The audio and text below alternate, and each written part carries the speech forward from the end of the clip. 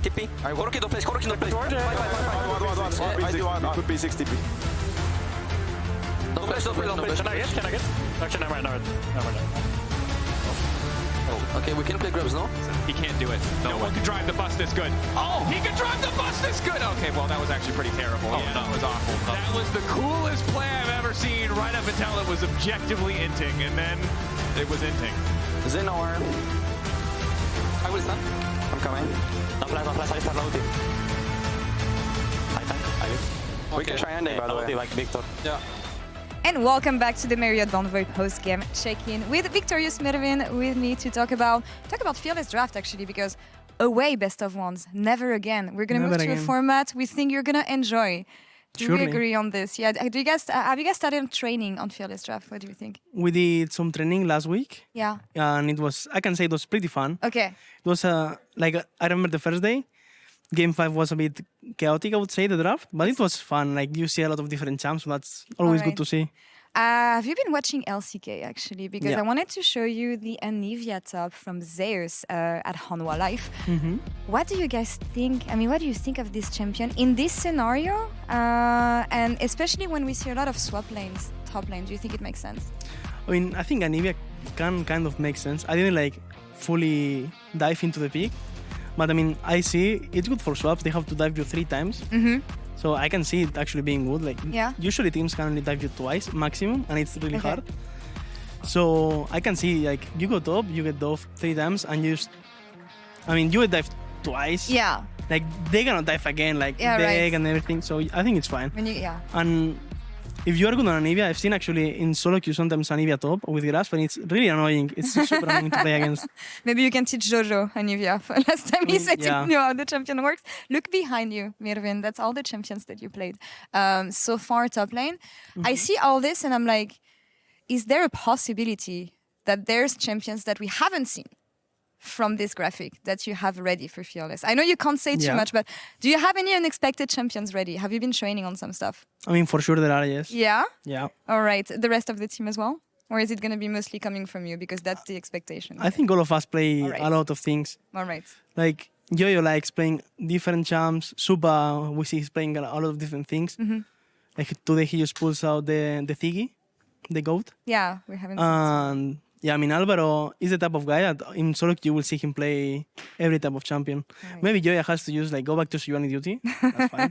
It's only for 1 game, but then we can go Maokai or Skarner, so it's fine. Watch out for MKOI here in Fearless Draft. Last question for you. How do you reflect on the split so far, your performances and everything? How did it go?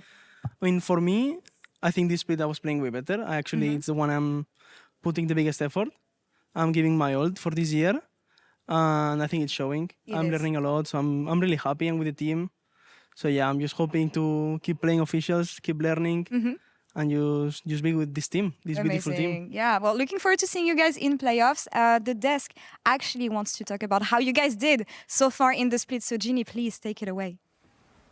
Thank you so much, Laure. Welcome to the Analyst desk. Ginny, GB, Vladi, we're going to talk about MKOI and how they have been performing. I think this game, as much as it wasn't necessarily Vladi as the game that they needed to win to get into playoffs because they're already qualified, we still saw a lot of what we've been seeing from MKOI over the last couple of weeks, and they've been doing quite well. They certainly have been. I think that individual talent has been one of the biggest strengths of this roster, and the way I described them when I got to cast them on Saturday was fast, aggressive, and talented. And I think that getting to see that sort of performance from them today was super important, considering how tough this weekend ultimately was for them. And it's nice to see them kind of maintain that momentum. I hope we get to see in playoffs as well. Yeah, but I mean, I was worried because I thought the exact same things yesterday. I thought, okay, when they're playing up against G2, this is the tempo that's going to give them a little edge against G2. G2's not going to get to play side lanes.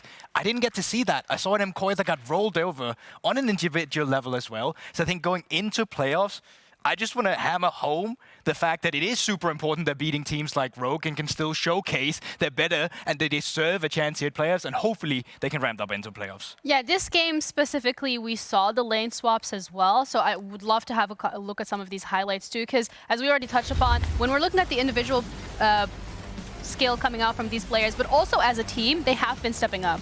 Yeah, and I mean, I think as Vladi said, the individuality is clearly there, but sometimes it's still a bit raw. It is still a very young team, despite 4 of them having worked together. When you swap out a mid laner, that's like one of the core voices and the core players that you are swapping out. So it is going to take a little bit of time, but I think with what we've seen so far, I am still very impressed with MKOI, and I do think that they have the chances to go far in our playoffs format. The way I see this roster is that they have talented individuals in... Yeah. This is going to sound mean. They have talented individuals in Super and Myrwn. They have a solid foundation in Alvaro and Elyoya. Okay. And I feel like Jojo's still trying to find his place within the league. I think that he has been a little inconsistent. Like, I wasn't impressed with his Yone performance. We did see him getting solo killed by Camilo, and there are a couple other examples where I think that perhaps he was a little overhyped coming into the league. And so I think that he is still trying to find his place, but he's in a perfect environment to find that. The problems I find with Elyoya and Alvaro is they don't quite have the consistency in telling the team when to stop.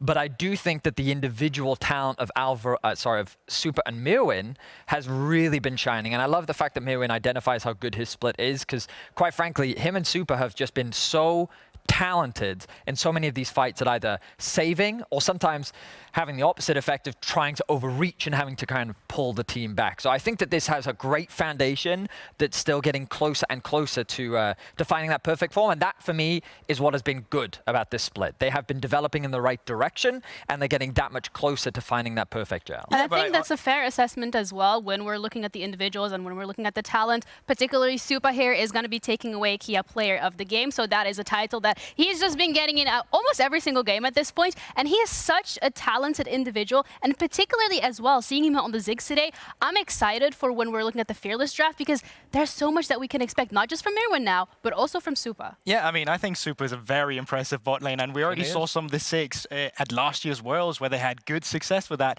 with Alvaro as well, having a massive performance. And I think that's what it comes down to with Koi. Their peaks are massive, but the consistency is lacking. Yeah, that's crucial for me as well, because right now, Supa, as much talent and praise that we give him, it's still hard for me to compare him to upsetting Caliste, who feel like the pinnacle of our AD carries in the league right now. So there is still room for growth. We're still going to continue to be critical of him as a player, but I am very excited to see how much he's grown from last year to this year, and I'm super excited to see this roster in the playoffs. Absolutely, and it's only been 3 weeks, right? We're now going to be heading into the best of threes after today, not right now, but we are ready to head over to our next game of today. KC going up against BDS with Dagda and Hysterics.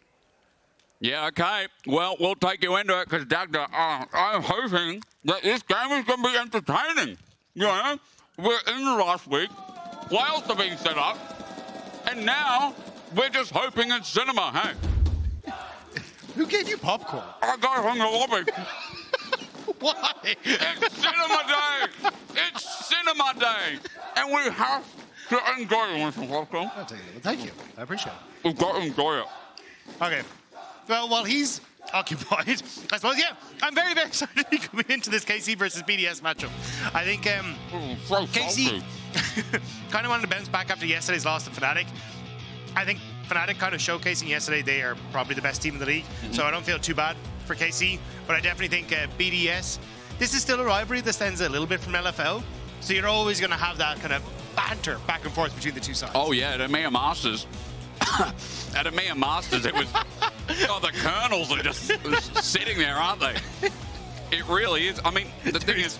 Popcorn all over the floor. The only feedback is I just needed a bit hotter, you know? I just a bit hotter. Oh, yeah. Yeah. What, the draft? Is that what you thought I was talking about? I mean, it's Jay's first pick. Is not really that spicy. Not that hot, is it? Yeah, same when you answer with the Ezreal. Sure you don't want something? I'm good, thank you. But... I mean, I'm actually, with the amount of jungle focus here, I'm curious what 113 wants to go for. Like, do you end up just going for the Nidalee and saying, hey, we're going to go for all this range and poke and kind of go for that? Or do you want to try and go for something a little bit different and mix it up? Zyra, also something we see a little bit kind of once some of these hard engaged champions are gone for that zone control. But when there is so much range there, I'm not sure if you want to go towards that. But yeah, it looks like that's the plan for 113. Okay, Zyra taken away. Sejuani is the go-to without Maokai. We all know that. They're still out, even though today, like, is kind of, you know, decided in the sand, and, you know, with KC sitting, by the way, top 2. Yeah, sick. KC fans are still out here. And you got to give respect. I'm wearing something blue, and it was unintentional. But they have had one hell of a split. Do you remember last year? It was a bit of a meme, like ending 2-7, 2-7. Remember they were stuck on 2 wins? Yeah. They could end 7-2. Completely flip the script here. As that's an invisible pick from Yike or what? Yeah, we'll find out in a little bit. But, I mean, I think the big thing for... Oh, there it is. There's the Nidalee, there's Leona. So, non-committal engage, but a lot more range. Like, you already kind of knew that this was going to be the feeling for KC. But I do think, like, for KC, it's great to see this team coming into their own, especially after the last year. We started to see small inklings of what this team could have been towards the end of summer, but we never really got to see everything that we wanted to. But now, finishing a guaranteed second here with Ginex having lost that game earlier and Movistar Koi as well. So I think they're in a fantastic spot now to try and, you know, I suppose give back to the fans that have given so much to them over the course of the year. True. And still faith going into playoffs that you are one of the best teams alongside Fnatic. That's what would do it. Now, let's just kind of round this out by saying, first things first, Rell, Leona, supports a standard, right? That's whatever. We're obviously a little bit delayed with some of the bans as Jhin finally gets taken away. And I guess they're saying, yeah, you need AD carry, you need range from Caliste. Yeah, I think you need something that's a bit self-sufficient and has range, so I am curious what they want to try and go for in the grand scheme of things. I like the Jhin ban. I'm not really sure what else he could be looking for Caliste in that AD carry role. Maybe he actually just wants to go for something a little bit more aggressive, like the Draven, like we've seen that come out from before. I also think Jinx wouldn't be the worst in this sort of situation, as there isn't a huge amount of backline threat built into BDS just yet, but that could change with some of the follow-up picks. But unless Irrelevant wants to go towards something like an Ornn or, you know, that something that has backline tank dive threat and that big engage, I think you're fine to go for it. It's a mixture from you, from Kadril, from other people out there. You've all said the same thing. Those single, like, simple R buttons, those simple setup of compositions. I know you're talking about it not only last week, but I think it was also on the Saturday. They're the teams that find success. It's simple, make it, you know what I'm trying to say. I mean, G2 went back to it yesterday, right? They're like, hey, we're just going to go for press Thank you for cleaning up my point. Yeah. Make it work. So I think it's a good idea, especially since, I'm not going to lie, the only team I really trust to run these poke comps consistently is Fnatic. Yeah. Like, we've seen too many times that teams have a fundamental misunderstanding of how valuable is a Rift Herald, how valuable is mid terror, how valuable is getting side lane pressure and setting up an objective to look for the poke. So, yeah, there you go. I think the Ornn, a great answer here for Relevant. So now you do put Caliste in a little bit of a bothersome state where he's trying to figure out, well, what can answer with range and be self-sufficient, but isn't just going to be kind of on its own. And an AP Kai'Sa, not the end of the world, honestly. True. The only problem is trying to use that ultimate to escape away from that Ornn. I mean, the other thing as well, as you said, the range that connects. You know, for the AP Kai'Sa, shredding is something we can talk about in game as well, and how the poke's going to land out as seeing Vladi. I mean, we haven't on this split yet seen the Yone. So Dagda, you would like to tell us how this syncs up? That's the part that I'm confused on. So, like, if I'm thinking of a Yone, I usually like a composition that has facilitating dive alongside it, so he's not just diving in solo, but the you don't really sedge, have right? that. Yeah, meat and veg or meat and sedge. Oh, nice. Little high five. There you Thank go. you. Nice one. It's very salty. How do you know it's grease, Dagda? I've had my hands in the popcorn basket, you know? But, with the something that can facilitate the dive with the Yone, but you don't really have that. Like, Kai'Sa can do that, but you don't want Yone to be the only person turning him off. Leona has some of that non-committal engagement. It's not great. Yeah. I would have expected something like a Victor or control zone, a zone control mage or something along those lines, but we'll have to see how this works out because you're up against a lot of engagement from BDS. We're ready to kick off this game between the two LFL senior teams. Hana, do set. BDS fighting. Watching a bit of LCK yesterday. I love it. I really, and I mean, that's a good thing that they bring, by the way. I love that Medic, by the way. I was listening to you guys yesterday, making the joke of like, they can't see the screen. They're facing the wrong way. But I love the energy. The energy is great because without that, what do we have, you know? Like, we want the Hanadu set. We want the, you know, JDG Jayos. And it keeps getting more innovative each year. I know you and some of the Irish boys came over once upon a time and got those G2 chants started. That was a long 2018. But they've kept. You take credit for that, right? I think you do. I think you take credit for G2. I mean, yeah, it was myself and Ushi and a few of the boys. Yeah, back in the day. Because it was it's like great. Sharks. There was a few of us. Yeah. You know, whatever will be, will be. Great one, Dagda. Ladies and gentlemen, round of applause for Dagda. I'll do it. Don't worry. He's a great guy, and he's also instigated a lot of these chants. Now, while I'm highlighting that, KC were just invading, getting some deep vision, probably looking to see the lane swap and what happens here. Meanwhile, it's a Savage Garden for 113, who's just going to be starting around Wolves. Yeah, I think both sides just try to hide that they're going for, well, what they're exactly going to be up to. So Ice would now show on that top side. You can already see the pings going down, but it looks like instead, KC just going to immediately move Caliste and Targamas down to the bottom side anyway. Yeah. So, I mean, for Irrelevant, you're kind of okay in this situation. You're relatively tanky. You have the ability to avoid the CC, so as long as you can soak up a bit of experience, it should be all right, but... Searing charge. Ooh, okay. So yeah, not going to be in range, but got a lot of that experience, so he's going to be happy now. Whereas the problem is for Canna, because a potential dive with the range on 113, the CC from Parus, he definitely needs some help early. And again, with these standard lane swaps, what we've seen by now many, many times, we know that the ones that can kind of survive, withstand, and use as little resources as possible are the most successful. Usually that's the Ornn here, but Irrelevant's bopped out. Looking at his EXP bar, Dagda, he's almost level 2, so that's good. Probably an important note. As Canna the same?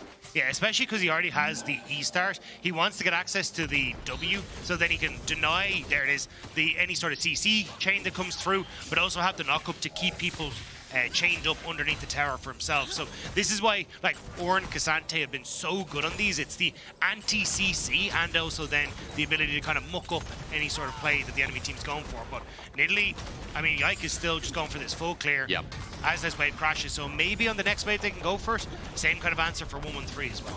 I know when we're in draft, you were kind of questioning the Yone here, and I'm looking at the partnerships that Yike can kind of build. And you are right, like, a lot of the time we see this Nidalee paired with something like the Renekton because it gives you setup in lane. It guarantees the spear shot, but also more importantly, enables that CC to follow up after, or rather the all-in. This lane, you've got Targamas, right? Like, there are limited, I guess, helping factors for Yike in this game. Well, it's also the rest of KC clearly want to try and play at range, and that's not really what Vladi is looking for. It's actually 113, going to make a quick pit stop here towards Vladi. See if he can play range. Grasping Rune still connects. It's a good sidestep as Vladi tries to get in, gets a cannon, and after the W as well, does a pretty good job. Newcastle just back out, and that was well played by the KC mid laner. I mean, Nuke just took 2 terror shots for free, so the ramping damage made it a bit of an even trade, but now Wave is about to crash up in topside. Ice has taken 2 terror shots, so this may be a little bit less concrete as it could have been from BDS's side. But cement dries quick, so Canna's going to have to see how far he can put his imprint in. Is it onto Ice? The burst is there, grasping roots down. 113 takes it out, and that's well done. Look at bot side. In the meanwhile, that was a bit messy.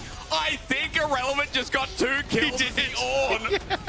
And, you know, BDS will be happy with that. So there's ways to try and play around this Ornn in the bottom side where you try and have a ranged carry start off tanking the turret, so then you can get that CC as Targamas down and try and set it up. But Targamas started tanking, got knocked up by the turret, and then also having the Bellows Breath to deny a lot of that follow-up meant that Yike also got CC for a second too long under terror, and he falls as well. So nicely played by Irrelevant on the bottom side, and BDS got the play on top too. So great stuff all around. I was looking at top because I'm like, oh, I just want to see how they juggle aggro. Meanwhile, there was no juggling bot. It was like 5 oranges in the air and 2 were caught. So for KC, losing those kills gives the feat of warfare over to BDS, and you know, Irrelevant not only going to be fine with that because he's an Ornn, but he's going to be fine with that because he's a tank, and getting early stats as a tank is just a great way to become OP. Yeah, especially for the Jayce, it does kind of hinder you a lot. Oh, so, yeah. It makes it a little bit unfortunate, especially when, again, KC want to try and play for poke, so if BDS get control, they can look for engages and make things a little bit uncomfortable, especially for Targamas, who should walk away. But going back to the point on Vladi, like, you don't really have engage tool set up, so he's going to be going in solo. So you kind of want to play in his sides. I would have preferred something like a Galio in this sort of situation where it's like, hey, if BDS get the engage, we can actually ult to save our carries, to deny access, and then if Caliste ever needs to go in, then you can follow up on the Galio on top of the Kai'Sa and you get your kind of pseudo engage that way. But going for the Yone here, it's more comfort for Vladi, I feel, than fitting the comp necessarily. Yeah, first one of the split, but it does feel that way as 113 is looking for his impact bot. Caliste might be in trouble. Arcane shift from Ice, and Parus is looking for the crash down. Only finds one Targamas who gets rooted up, but they're turning it around. Spear just misses, and they need Targamas for the setup so that Yike can land the dunk down. 3 versus 3, another javelin toss to the wayside, and BDS are fine with that. The wave's just going to push into KC's bot. Yeah, Caliste be able to clear it out, so not much here. Targamas going back up. Again, Parus got a bit too far forward here. Maybe crash down, but it's a bait. Targamas took it willingly. Shattering strike with the Rell passive as well. 1 auto away. Targamas. I thought those Fade Ashes might have just killed him off there, but just Oh! not quite all. There he Flash goes. a remount up. Yike flashes away from the Shattering Strike. They're really playing with fire here on the bottom side. No one dies, but we get some summoners out. Yeah, barely able to survive. I'm kind of surprised that BDS were able to get so much out of Kai'Sa on that bottom lane, but still, Caliste were able to farm it out. The lack of summoner spells may make something like these Void Grubs a little bit more precarious for KC, because again, a huge amount of this comp wants to look for poke, try and follow up and then be okay, but if you are flashless and you've got Irrelevant with a big old Ornn ultimate coming for you, I think you're in a lot of trouble. Big agree. I think at this point though, Dagda, we've already established BDS. It's been a good early game, despite KC having a bit of a gold lead here. There's been no objectives taken so far, but both teams are really thinking about these grubs. You can see Targamas has already made his move up. The same can be said of Parus, who starts syncing up with mid. I'm going to look for those ultis though, Dagda, because it's going to be obvious. BDS at level 6 are a lot stronger, considering Nidalee doesn't have a level 6, considering Canna doesn't have a level 6 either.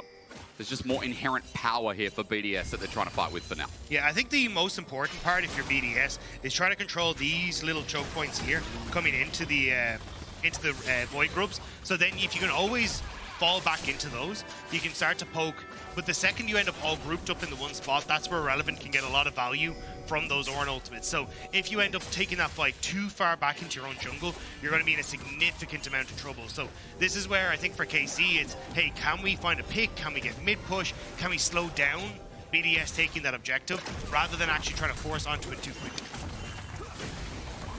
All I can think about right now is that one kernel in the back of my mouth that's still there for some reason. And I'm going to need... That's water from you. Now, I'm not taking your water.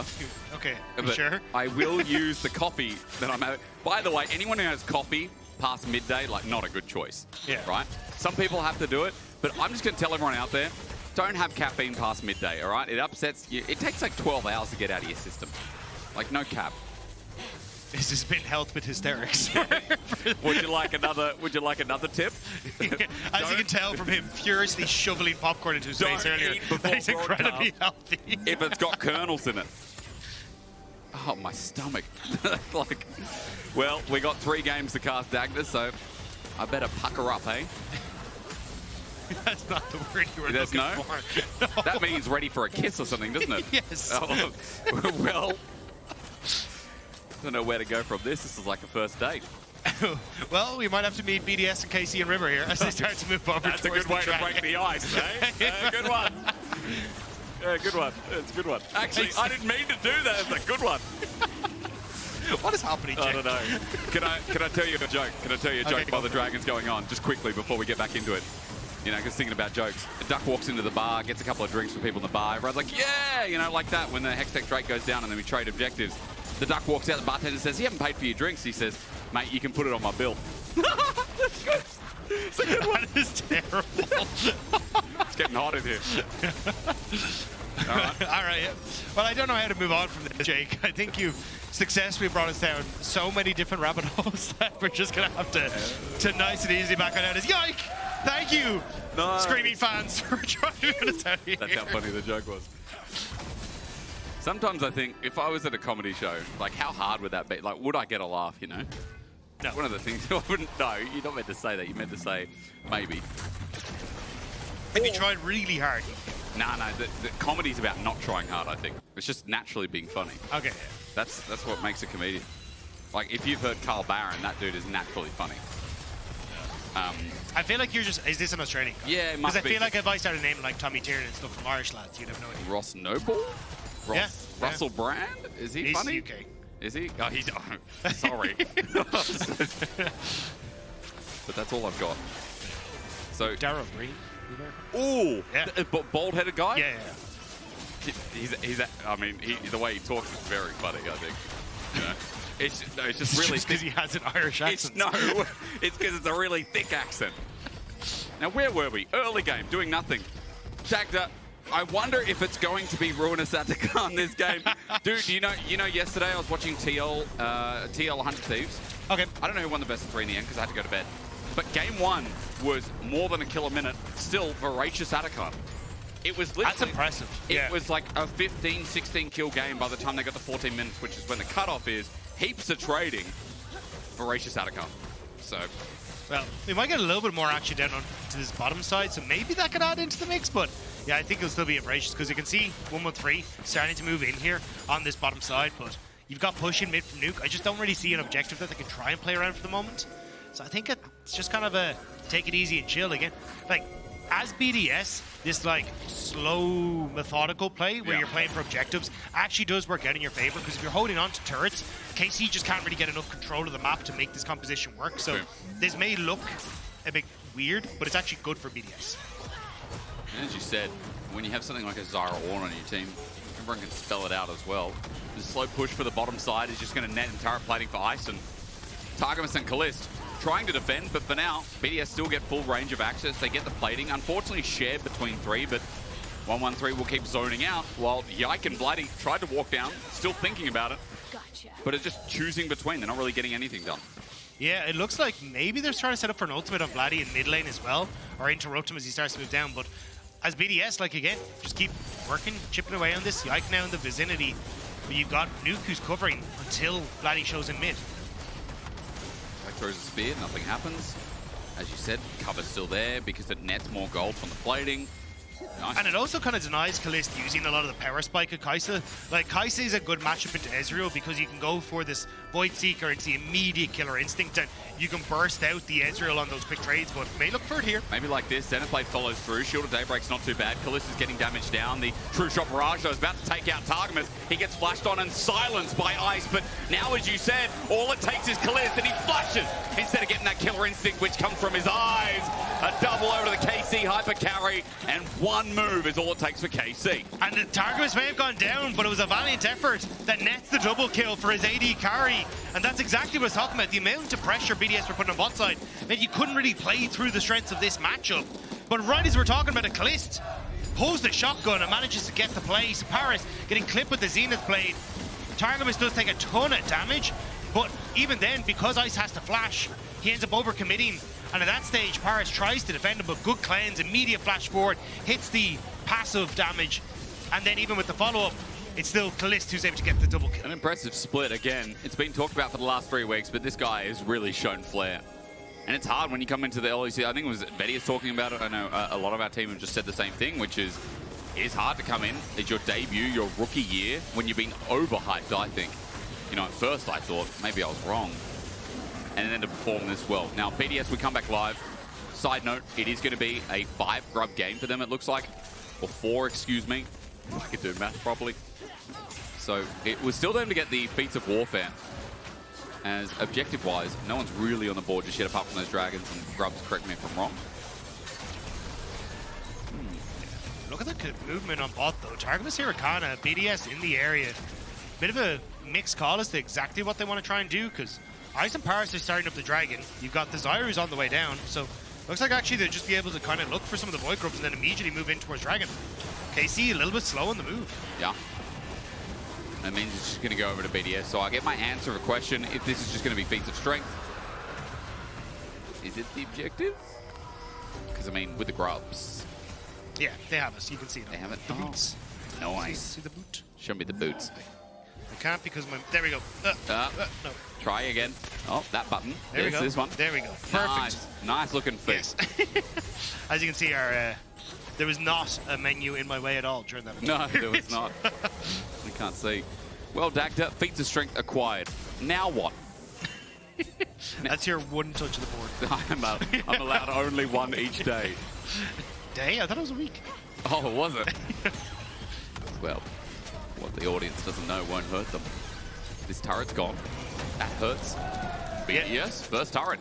Yoink. And also they didn't realize how many members of KC were down on this bottom side. You could see Parus was trying to move in to help facilitate Nuke pushing that one back out, but now in a position where it feels like BDS just are unsure of how they want to try and progress the game. And this is where you can actually get value out of something like the Yone, where if you're now, as you can see, TP and Nuke to the top side, it looks like you're trying to opt into Irrelevant being away from the structure. But honestly, in this sort of situation, I'd nearly opt in towards Nuke being your side lane split pusher and being away from the objective and having Irrelevant there to start off team fights, because with their current setup it's actually difficult for Parus to really start anything for you. True. So I'd rather see like Nuke as the furthest from the objective and Irrelevant, even if he loses out the push slightly, just being there to have that Ornn at any point in time is more valuable in my opinion.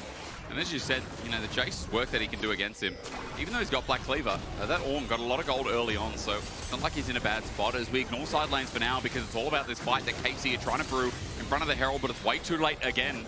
Objective setup not there, and BDS take it handedly. Once more, BDS are getting this objective game under their wing. And this is why I think a composition like this is really difficult to try and operate on, because if you don't get off to this nice lead, like you've a little bit of a gold lead, you can't get control around the objectives, you can't really look for the poke, you're not getting your waves in a position that, oh, you can actually trade on the cross-map for it. And now you have a Rift Herald that is probably going to be looked to crack open that mid lane turret. And once mid lane falls, trying to get control over like any of these areas of your jungle just become really, really difficult. Where is it? Hang on. Dagda! Second. Come back. Yeah. Okay. But trying to get control over any of these areas of your jungle becomes really difficult because you can always just play to invade onto either side and just make it very, very difficult. So I think that's where, if you're looking towards the BDS guys, you got to try and go for the Herald on mid. Apologies. Just ignore me giggling. I'm so sorry. Dragons in 2 minutes 10. Everyone's like, what is he laughing at? He's popcorn. No. It's popcorn. It's a half HP trade, just the Aurora thing, as Canna's about to get a fistful of damage into melee range. He plays with Icy Flash away. Call the Fort God doesn't land though. Hang on a minute. BDS do get the kill, but they've used a lot for this. Targamas playing with time, but now he's playing with power. And Ice showcasing that firsthand under the turret. Wait, Vladi teleported in just to get killed. This Herald charge is going to be cheeky. There's a smite there, but this time it ain't the hilly play. 113 has no backup in his way, and BDS get the turret, they get to play again, and I feel like KC had an option then. Yeah, I'm keeping my eyes on towards mid though, because when everyone kind of investing on towards the bottom side, how much damage can Nuke do towards this turret on mid? I mean, imagine he'll take to about quarter HP, but I don't think he'll actually get it. But we see as we come out of the replay. Either way, this is just a great engage, and this is why I love having Irrelevant with the main squad. Is this like 4-1 split push, which BDS have set up for here, because it allows you to go for plays like this. You have a ton of damage coming from Ice and 113, so just being able to play off of them is perfect in this situation. True. You get the double kill. You don't quite get the extra charge, but this is exactly how I want to see BDS playing this. I mean, again, as you said, like even though Irrelevant doesn't get the ulti, the utility that comes through where Vladi just can't move in the end, it's a feat to behold. As I have to say, the Ornn items are also starting to come in. He's got his own with the Unending Spare upgrade. Did Medic say yesterday it's just called Masterwork item? Masterwork, yeah. There's no names on it. Because I remember Syzygy and like Typhoon for Gale Force. They have really cool names. You know, and I missed that. Unending Despair could be like Absolute Grief as there's a disengage from Parus. And again, here's the Ornn. He misses, but look, he'll just Bellows Breath, hit Targamas, and another turret goes down. The Wild Growth impacts that as well as Ice just keeps getting all the kill credit. 4-1, almost made it 5 with Caliste on the side. And KC right now going to pick up Vladi, or pick up a turret with Vladi's help. That's a trade, Dagda, but I feel like BDS are just asserting control.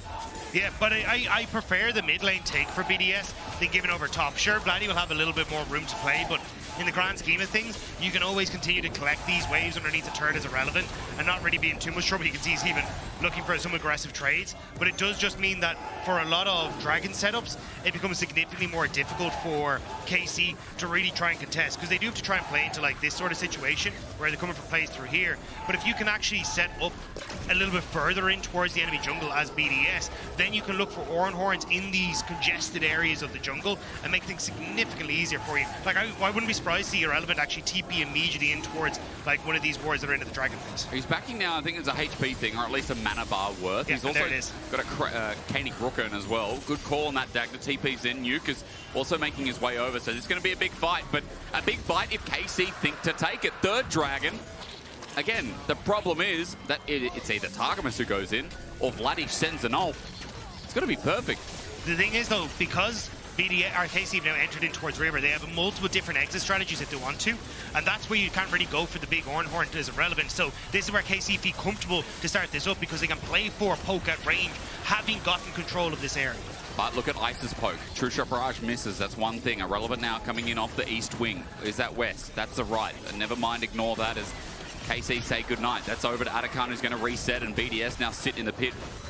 Just having priority themselves. Irrelevant always sitting off the side. No way to stop the call of the Forge God as we revisit for round 2. But KC have taken a bit of a brunt of damage. They need to wait for Yike to heal up. Again, though, KC now have to fall back, which means they're giving up that large area of control, so they have less room to get away from Irrelevant, and he knows it. He's going to call it in just a second. I feel like KC have to be so careful with how they approach this. Parus does get hit, though, so that's good. At least some of the poke landing, but call the Forge God now there. An inner choke. That's going to be trouble. It's onto Caliste as well. No chance! Easy engage as Irrelevant's on the front line, and at least Vladi gets a great ulti off, but the follow-up just isn't there. BDS chase them down, and we could have told you 5 minutes ago that things are looking grim, but now the proof is definitely in the BDS pudding. Yeah, caught in the corridor without the hall pass, and BDS slapped them into detention. Canna, though, still pushing forward. It looks like at the moment BDS don't feel comfortable enough to fully start up the objective, but they're just getting these picks, they're getting more gold and putting KC onto the back foot. Did you have hall passes in Ireland? Was that a thing? No, it's American, right? Yes. America, yeah. See, for me, in Australia, when you need to go to the toilet, you just go to the toilet. They say, what are you doing out of class? I'm just going to the toilet. Oh, rightio, no problem.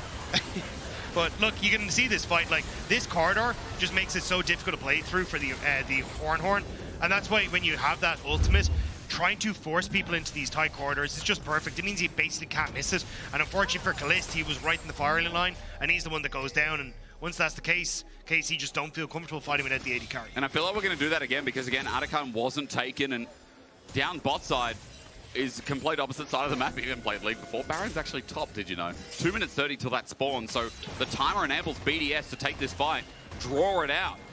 Maybe align those timers a little bit. A couple of wards still lingering from KC, but they're expiring. They're being spotted also by BDS. We fight round 2 and call the Forge God will be up once more.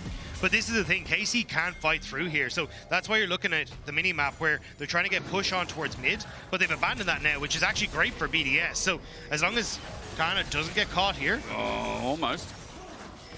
But yeah, you're just trying to draw up BDS so they're separated, and you can start to look for the poke, because in this, 3 versus 4, they can't do much, but there you go again. It's Ragnarok again. Oh, he calls the flash, you're right. Irrelevant gets Yike. True Shot Barrage almost gets him searing charge. I'm watching. Irrelevant is taking on 3, while the rest of KC try to get the carries. Bellows breath, but Irrelevant walks it out. And that man is one fine Ornn as BDS hold 5 for now, and KC have lost their support. They're engaged. Yike almost off the side as Aurora balanced. Nuke was just fishing to see if he could get Yike. Vladi's still pushing in the bot lane, so someone will have to go and connect with that. But Relevant has the TP about to come up, so BDS still fine. And again, it's this kind of war of attrition for KC's side, whereas it's trying to find that hard engage for BDS, and they've consistently been able to catch at least one member, which is all they really need to do in this sort of spot. It's looking good at BDS. I know we talk compositionally about the differences here, but if they can close this game home, playoffs are looking red hot chili peppers. Like, we've looked at the standings, right, Dagda, and we've kind of said this split, and a lot of people disagree, but I think you can't deny that at least a top 5, out maybe borderlines a top 6, look really good. At least some of their peak games, they look fantastic. But it's also like BDS finding this kind of identity where it's like, Irrelevant last year wouldn't have been like, oh, he's a fantastic Ornn player. True. But the way he's commanded space, the way he's actually playing the tanks, again, speaks to a lot of the work that goes in behind the scenes on BDS, a team that didn't look so hot, now contesting with a team that very much deserves to be in the second place spot. So I think it's just sick to see how many of these teams are coming in, learning the new identities, and then picking up champions or styles that wouldn't really traditionally fit these players, but now they look great on. And that's why this final day, this final showing, before we go into BO3's Fearless, before we get to those BO5s, some of the later teams as well, is really important to see some of those draft identities, what they look best at, and what they've got in the think tank. For KC, regardless how this game goes, I mean, this is another one to add to the list. Yike has played pretty much everything. Nidalee now in the mix as well. And you notice throughout the split, KC have actually put out a lot of different drafts. So that's, again, what's getting me excited for Fearless, is that there is multiple draft identities for this top-tier team. This game obviously is not hitting the same mark, and BDS are kind of thwarting them with a simpler execution as Dragon now spawns and Atakan's still sitting there. All 3 objectives are up. And as I'm yapping away, I'm starting to think, which one did BDS try and start off first? But here's the thing, KC have already got presence on mid. They have Vladi on a rotation on side. This is a much better setup for KC. We're going to just play for poke without just being caught in that one position. Soulflare doesn't hit though. Targamas into the fray. Bellows breath, call the Forge God, as you said. Which direction irrelevant, and lacks it back, but it gets nothing. Into the middle though, Vladi also gets nothing. Parus gets everything, and that's about that, isn't it? BDS, you blink, you look left and right, but everything is a puddle of death. They just went for the all-in, and BDS were happy to call the bluff. Great ultimate from 113 just before he fell as well. I think he caught 4 members with that Stranglethorn. And now BDS immediately move over towards the Baron with the soul in their back pocket. If they're not in a choke, just wait till they come on top of you and put down the vines, put down the roots. It was great from BDS, and as they take down the Baron, KC are going to send Caliste to the sides to get a trade, but Baron's gone, soul in the pocket, Artican's still there, but a quick reset from BDS thanks to this Baron will mean that we're going to get another 5v5 around bottom. Yeah, but you can see here, right, you've multiple different angles of attack that are coming in from KC where they're trying to make plays happen, but the second that they actually go for the all-in, as Vladi goes over, Caliste goes in, Yike jumps in, but look at the Stranglethorns. Great position there from 113. Caliste can't get into the fight. They're able to pick off Vladi incredibly quickly. Targamas as well. There you go. Look at that, man. Like, he knew. That was a great position for that ultimate. Holy, that was the biggest let's go I've seen in LEC this split.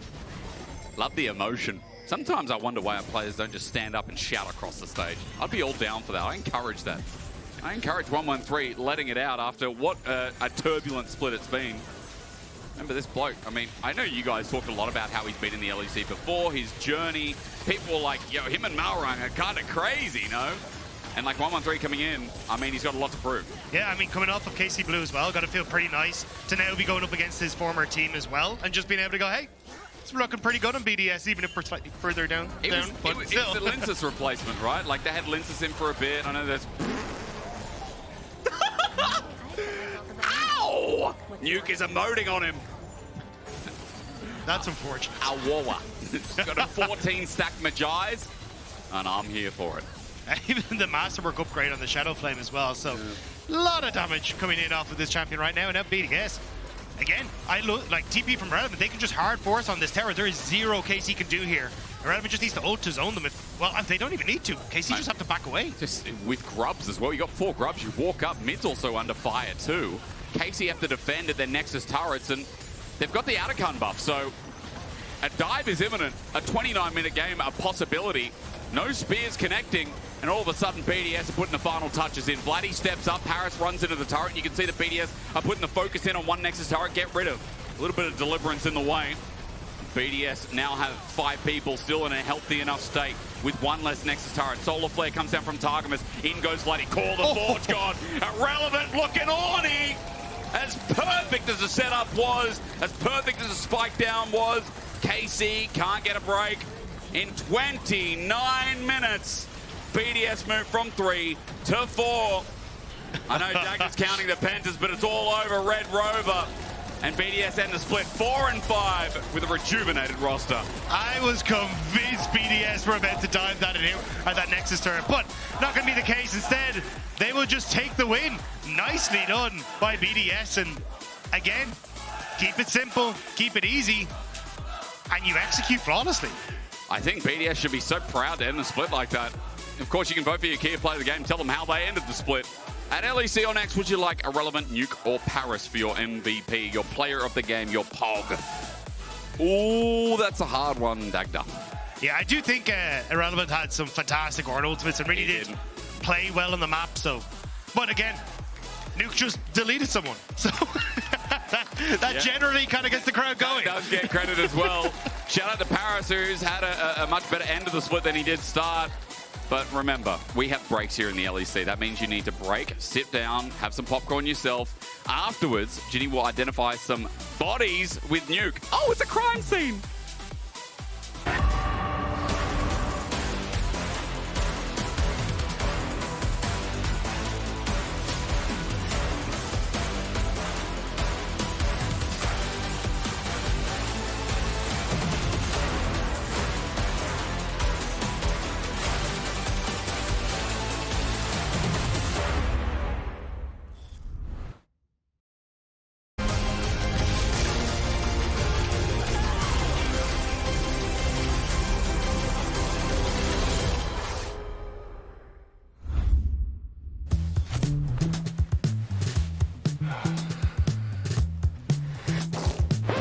Damn it. Hairdrakers, you ready for the...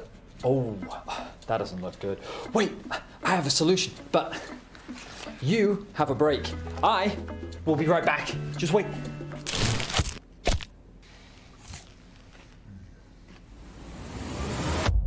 Have a break.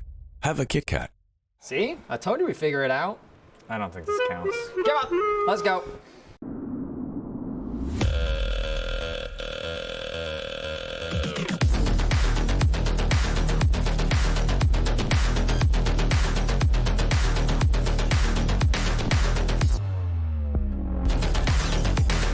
Wait, is he switching lanes?